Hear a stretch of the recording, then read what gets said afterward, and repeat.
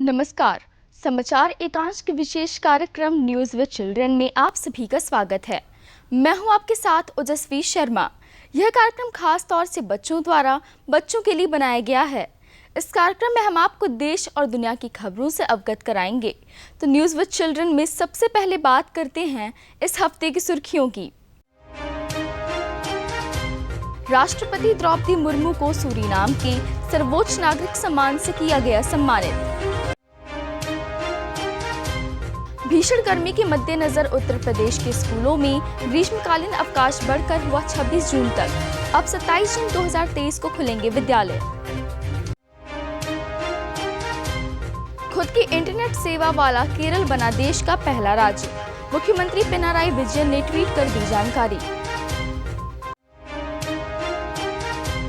पहली बार मंगल ग्रह से की गई पृथ्वी पर लाइव स्ट्रीमिंग। यूरोपीय स्पेस एजेंसी ने अपने यूट्यूब चैनल पर किया प्रसारित। और अब खबरें विस्तार से। राष्ट्रपति द्रौपदी मुर्मू को सूरीनाम के सर्वोच्च नागरिक सम्मान से किया गया सम्मानित। राष्ट्रपति द्रौपदी मुर्मू को सूरीनाम के सर्वोच्च नागरिक सम्मान the grand order of the chain of yellow star से सम्मानित किया गया। पारामारीबो में सूरीनाम गणतंत्र के राष्ट्रपति चंद्रिका प्रसाद संतोखी ने उन्हें यह सम्मान प्रदान किया। राष्ट्रपति मुर्मू यह सम्मान प्राप्त करने वाली पहली भारतीय हैं। इस अवसर पर राष्ट्रपति ने कहा कि यह सम्मान न केवल उनके लिए बल्कि उन 140 करोड़ से अधिक भारतीयों के लिए भी अत्यंत महत्वपूर्ण है जिनका वे प्रतिनिधित्व कर रही हैं। उन्होंने इस सम्मान के लिए सूरीनाम सरकार के प्रति आभार व्यक्त किया और कहा कि यह दोनों देशों के बीच सतत सहयोग संबंध का प्रतीक है। केंद्र सरकार प्रधानमंत्री नरेंद्र मोदी के वडनगर स्थित प्राइमरी स्कूल को प्रेरणा द वर्नाक्युलर स्कूल के तौर पर करेगा विकसित। प्रधानमंत्री नरेंद्र मोदी ने गुजरात के वडनगर स्थित जिस प्राइमरी स्कूल में शुरुआती पढ़ाई की थी उसे हेरिटेज विद्यालय के तौर पर विकसित किया जाएगा। केंद्र सरकार इस स्कूल को प्रेरणा द वर्नाक्युलर स्कूल के तौर पर विकसित कर रहा है, जिससे देश के सभी जिलों से हर साल 2-2 बच्चे वडनगर के इस स्कूल आकर प्रेरणा हासिल कर सकेंगे। यह सरकार की एक भारत श्रेष्ठ भारत मुहिम का हिस्सा है। यह एक अनोखा हेरिटेज म्यूजियम के अलावा वडनगर की 16वीं सदी की नृत्यांगनाएं ताना रीरी की याद में एक संगीत अकादमी और अनोखा योग स्कूल बनेगा। इसका मकसद युवाओं को बदलाव लाने की प्रेरणा देना है। भीषण गर्मी के मद्देनजर उत्तर प्रदेश के स्कूलों में ग्रीष्मकालीन अवकाश बढ़कर हुआ 26 जून तक। अब 27 जून 2023 को खुलेंगे विद्यालय। यूपी में बेसिक शिक्षा परिषद के स्कूलों में भीषण गर्मी के मद्देनजर गर्मी की छुट्टियां 26 जून तक के लिए बढ़ा दी गई हैं। पहले 15 जून तक ही अवकाश घोषित किए गए थे। इस संबंध में बेसिक शिक्षा परिषद ने आदेश भी जारी कर दिया है। मौसम विभाग द्वारा हीट वेव के कारण पारा 45 डिग्री के पार जाने की संभावना है। इस फैसले से शिक्षक और छात्रों दोनों को राहत मिलेगी। यह आदेश परिषदीय प्राथमिक विद्यालयों के साथ ही परिषद के नियंत्रण में संचालित सभी विद्यालयों पर लागू होगा। भारत का पहला अंतर्राष्ट्रीय समुद्री पर्यटन पोत MV एम्प्रेस को चेन्नई से श्रीलंका के लिए किया गया रवाना। केंद्रीय जलमार्ग मंत्री सर्बानंद सोनोवाल ने चेन्नई में भारत के पहले अंतर्राष्ट्रीय समुद्री पर्यटन पोत MV एम्प्रेस को चेन्नई से श्रीलंका के लिए रवाना किया। इसके साथ ही चेन्नई से अंतर्राष्ट्रीय क्रूज पर्यटन टर्मिनल की शुरुआत हो गई है। इस टर्मिनल को लगभग 17 करोड़ 21 लाख रुपए की लागत से बनाया गया है। इससे देश में समुद्री पर्यटन और व्यापार के एक नए युग की शुरुआत होगी। जलमार्ग मंत्री ने कहा कि पीएम मोदी के कुशल नेतृत्व में जलमार्ग मंत्रालय देश में क्रूज पर्यटन को बढ़ावा देने और समुद्री व्यापार के अवसर बढ़ाने के लिए अनेक कदम उठा रहा है। उन्होंने कहा कि चेन्नई और श्रीलंका के बीच पहली क्रूज सेवा की शुरुआत से देश के समुद्री पर्यटन के क्षेत्र में एक नया अध्याय खुला है। केंद्रीय शिक्षा मंत्रालय ने जारी किया देश के 100 विश्वविद्यालयों की रैंकिंग। उत्तर प्रदेश के 7 विश्वविद्यालय स्थान बनाने में रहे सफल। देश भर में केंद्रीय शिक्षा मंत्रालय द्वारा वर्ष 2023 के लिए जारी नेशनल इंस्टीट्यूशनल रैंकिंग फ्रेमवर्क यानी NIRF कुल 13 कैटेगरी में देश के 100 विश्वविद्यालयों की रैंकिंग जारी की है। ओवरऑल रैंकिंग में इस बार भी लगातार 5 सालों से IIT मद्रास देश का टॉप रैंक इंस्टीट्यूट रहा। इसके बाद दूसरे स्थान पर IISc बेंगलुरु और तीसरे स्थान पर IIT बॉम्बे को पीछे छोड़कर IIT दिल्ली काबिज रहा। इसके साथ ही उत्तर प्रदेश के 7 विश्वविद्यालय भी इसी सूची में स्थान बनाने में सफल रहे, जिनमें बनारस हिंदू यूनिवर्सिटी 5वें स्थान पर, अलीगढ़ मुस्लिम यूनिवर्सिटी 9वें स्थान पर, MIT यूनिवर्सिटी नोएडा 35वें स्थान पर, बाबा साहेब भीमराव अंबेडकर विश्वविद्यालय 42वें स्थान पर, किंग जॉर्ज मेडिकल यूनिवर्सिटी 45वें स्थान पर, शिवनाथर यूनिवर्सिटी गौतम बुद्ध नगर 62वीं रैंकिंग और शारदा यूनिवर्सिटी ग्रेटर नोएडा 87वां स्थान हासिल करने में सफल रहा है। खुद की इंटरनेट सेवा वाला केरल बना देश का पहला राज्य, मुख्यमंत्री पिनाराई विजयन ने ट्वीट कर दी जानकारी। केरल में सभी के लिए इंटरनेट अब हकीकत बनने जा रहा है, क्योंकि केरल देश का पहला राज्य बन गया है जिसके पास खुद की इंटरनेट सेवा है, क्योंकि राज्य में सरकार ने अपने स्वामित्व वाले केरल फाइबर ऑप्टिक नेटवर्क यानी के-फोन नाम से सेवा की शुरुआत की है।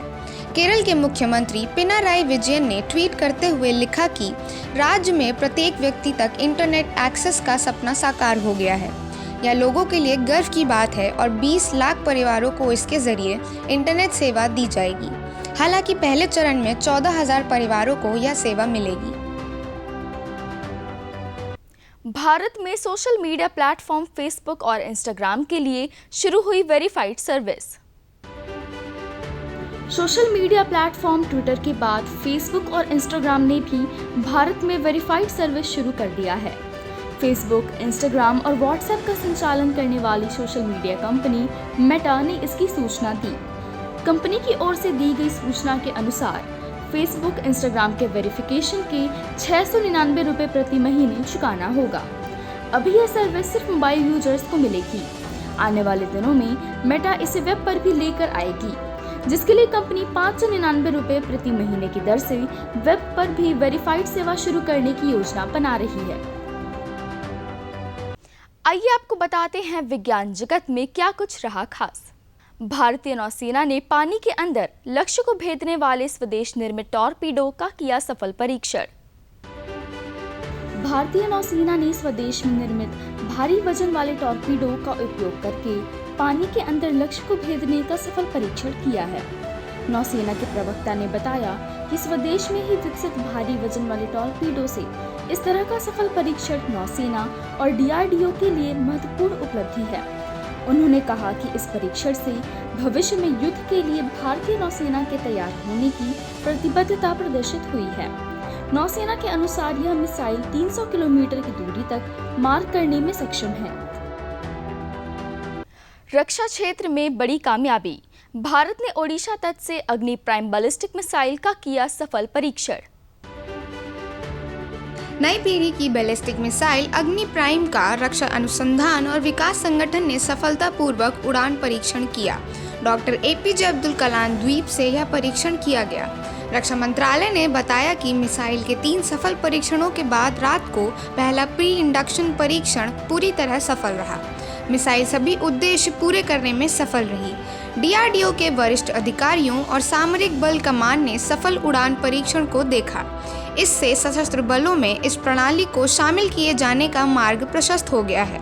रक्षा मंत्री राजनाथ सिंह ने इस सफलता के लिए DRDO और सशस्त्र बलों को बधाई दी है। DRDO के अध्यक्ष डॉक्टर समीर कामत ने DRDO प्रयोगशालाओं के दलों और परीक्षण उड़ान में जुटे उपयोगकर्ताओं के प्रयासों की प्रशंसा की है। पहली बार मंगल ग्रह से की गई पृथ्वी पर लाइव स्ट्रीमिंग, यूरोपीय स्पेस एजेंसी ने अपने YouTube चैनल पर किया प्रसारित। विज्ञान कितना आगे निकल गया है, इसका पता हाल में हुई एक लाइव स्ट्रीमिंग में चला। पहली बार मंगल ग्रह से पृथ्वी पर लाइव स्ट्रीमिंग की गई। इसका आयोजन यूरोपीय स्पेस एजेंसी ने अपने YouTube चैनल पर किया। USA के मार्स एक्सप्रेस ऑर्बिटर ने मंगल ग्रह के ऊपर मंडराते हुए लाल ग्रह की रियल टाइम तस्वीरों को पृथ्वी पर भेजा, जिसे पहुंचने में महज 18 मिनट लगे। भविष्य के मंगल मिशनों के लिए यह कदम क्रांतिकारी साबित हो सकता है। खास यह है कि तस्वीर में तारे नहीं दिखाई देते क्योंकि वह मंगल की चमक के आगे फीके पड़ जाते हैं। ईएसए ने यह live streaming Mars express orbiter के 20 साल पूरे होने पर की।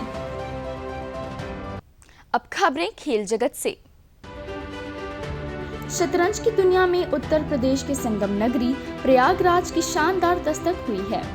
नैनी की रहने वाली अनुप्रिया यादव शतरंज में नंबर 1 खिलाड़ी बन गई हैं। अंतर्राष्ट्रीय शतरंज महासंघ ने जून के महीने की रैंकिंग जारी की, जिसमें विश्व रेटिंग में अंडर 7 बालिका वर्ग में अनुप्रिया को पहला स्थान मिला।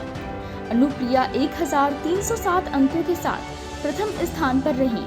अनुप्रिया ने बताया कि बचपन से घर में सिर्फ एक ही चीज का क्रेज देखा, वह था शतरंज।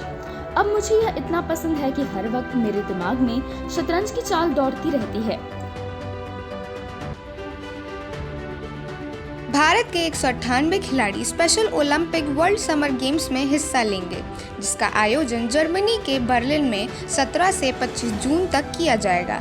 स्पेशल ओलंपिक विश्व ग्रीष्मकालीन खेलों का आयोजन प्रत्येक 4 साल में किया जाता है, जिसमें बौद्धिक अक्षमताओं वाले खिलाड़ी भी हिस्सा लेते हैं। बौद्धिक अक्षमताओं वाले खिलाड़ी वे होते हैं जिनका IQ स्तर 70-75 से कम होता है।